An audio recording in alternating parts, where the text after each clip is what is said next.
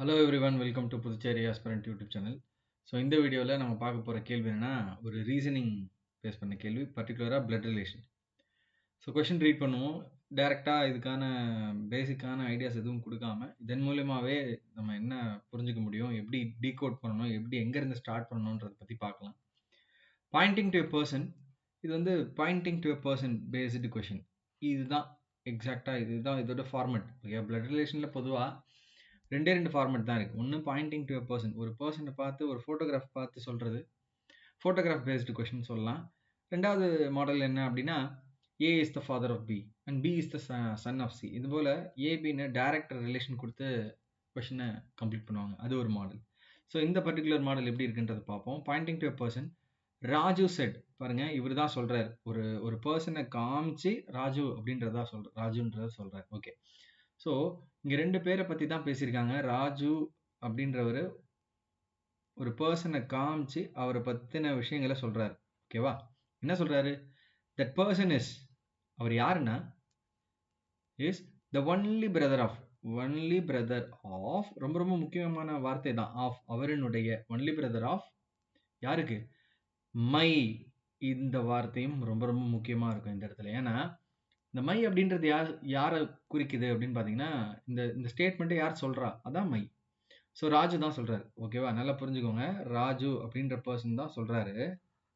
இப்போ மைன்ற இடத்துல ராஜுவை ரீப்ளேஸ் பண்ணணும். அப்படியே கம்ப்ளீட் பண்ணுங்க. ராஜுடைய ஃபாதர்ஸ் மதர்ஸ் டாட்டர். இங்கேருந்து அப்படியே பொறுமையாக போவோம். இந்த பிளட் ரிலேஷன் கொஷினே வந்து மைல இருந்து தான் ஸ்டார்ட் பண்ணணும். ஓகேவா? யார் சொல்கிறாங்களோ அவங்கள இருந்து தான் ஸ்டார்ட் பண்ணணும். மை ஃபாதர்ஸ், மைனா இங்கே ராஜு, அப்போ ராஜுவுடைய ஃபாதர். ஓகேவா? ராஜுவுடைய ஃபாதர்னு ஒருத்தர் இருக்க போறாரு. ஓகே, ராஜுஸ் ஃபாதர்ஸ் மதர்ஸ், ஃபாதரினுடைய மதர்.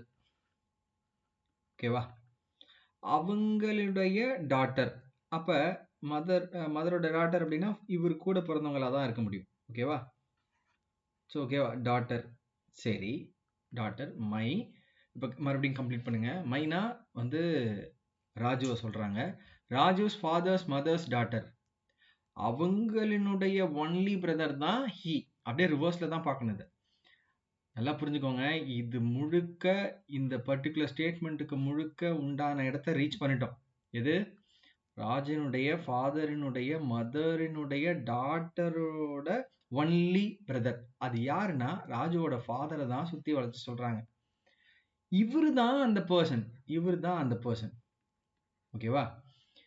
இப்ப கேள்வியை ரெண்டு விதமான ஆங்கிள் கேட்க முடியும். கொஸ்டின் நல்லா பாருங்களேன். How is the person, that person is related to the Raju அப்படின்னு கேட்குறாங்க. Person is the father of Raju இல்லைங்களா? இந்த பர்சன் இஸ், இதுல ரெண்டு விதமான கேள்வி கேட்கலாம். How the person is related to Raju அப்படின்னு சொல்லும்போது, ஸோ இந்த கேள்விக்கான பதில் என்னவா கிடைச்சதுன்னா father.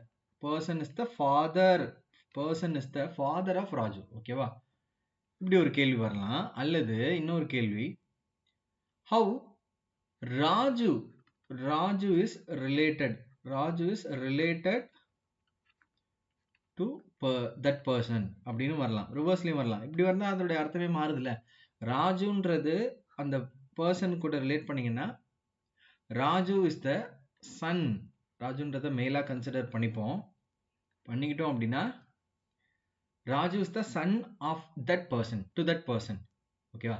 So pointing to photograph based கொஷனில் நம்ம கொடுத்த எக்ஸ்ப்ளனேஷன் இதெல்லாம் தான்.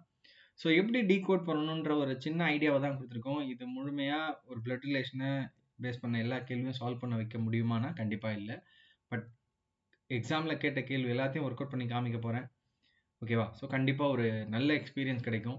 எப்படி இதை ஸ்டார்ட் பண்ணணும், நீங்கள் ஒரு ரேண்டமாக ஒரு கொஷின் பேப்பர் எடுத்து பார்க்குறீங்கன்னா எப்படி ஸ்டார்ட் பண்ணணுன்றதுக்கான வழிமுறை தான் இது. ஓகேவா?